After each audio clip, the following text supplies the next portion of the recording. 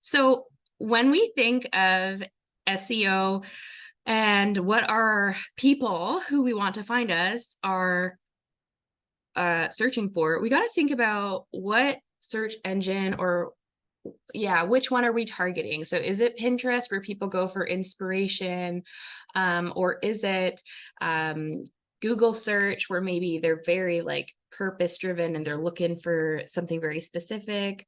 Or is it like TikTok or Instagram where they're looking for community or like funny things? It's kind of knowing the user intent is going to be really big, because your content, although it could be on the same topic, would be vastly different. Probably from a blog post, you could branch off and take it, the same topic, in a different direction on social media, depending on the user behavior and the user intent. So user intent comes into SEO because we want to make sure that we're putting the content in a space that makes sense. I probably wouldn't have something hugely like community focused on a blog. Depends on your traffic. That type of post might do better in a social media where the people are hanging out anyway. So I hope that's landing. That is such an important insight that I've never thought of before. Because here I am writing blog posts for people to find community, but really it should be going on the social media. And you're saying that the blog post should be more like individual user focused. Yes. Yeah. Fascinating. You Oh, guys, whoa, whoa. Okay, keep going.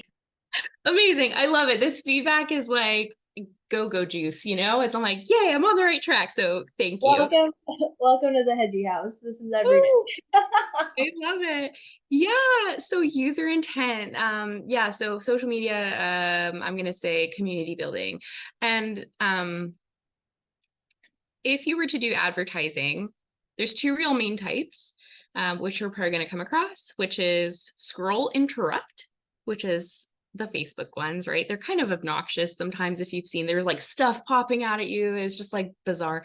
And they're just trying to grab your attention and just stop the scroll. So those are like the stop scroll ads. And then you have things like Google search ads, which are keyword based.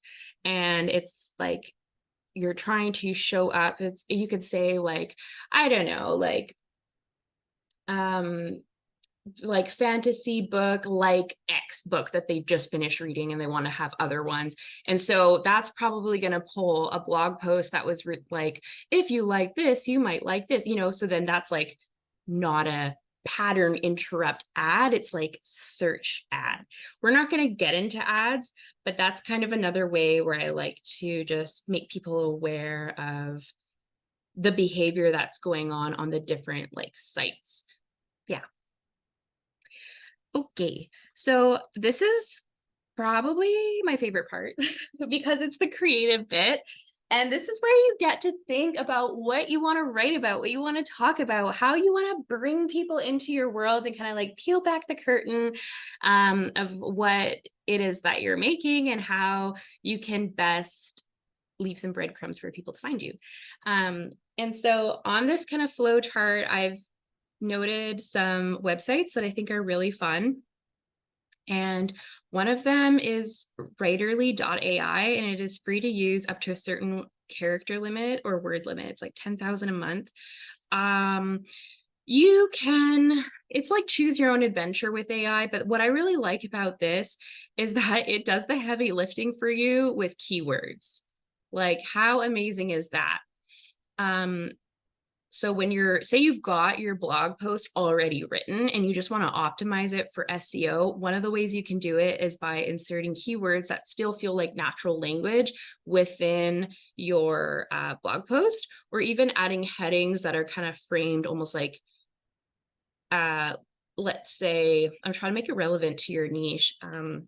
But just because my brain is on like a how-to situation. So if I'm thinking of what is a question that my client or user would be typing into the search, maybe How to that. find your next favorite fantasy read.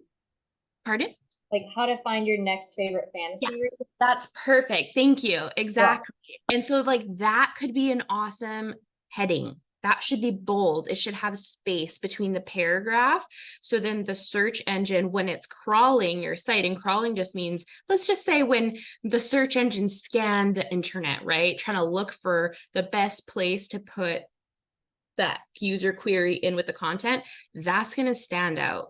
So highlighting bits, don't be afraid to use bold and like sections of your blog posts sparingly, so it's not like a bad user experience, but to really break up the thoughts and to like pull it out. So I'll give you an example. Okay, so on the subject of keywords, there's what I like to call it long tail keywords. Well, it's what it's called. It's a string of words. So it could be a question, like what you just said, Anya, the how to find, you know, your next fantasy read, fantasy novel. That would be a long tail keyword because it's a long string. Whereas if you were just trying to be found on a search engine with just a word, like that's highly competitive, where there's a ton of content and it's not super specific, like I don't know, author based in Toronto or something like that. Yeah, that might be a little bit harder. So every keyword has its own volume of searches. And the more specific you get, the less in general search volume it's going to get, which is actually can be a good thing because then it's easier to rank for that on search engines. And then you're also speaking to like a very specific audience and they're getting this information. They're like, oh my gosh, this is for me. Like this person is talking to me. This is answering my questions, or it's giving me the content that I want and that I'm here for. So I'm a huge fan of being specific.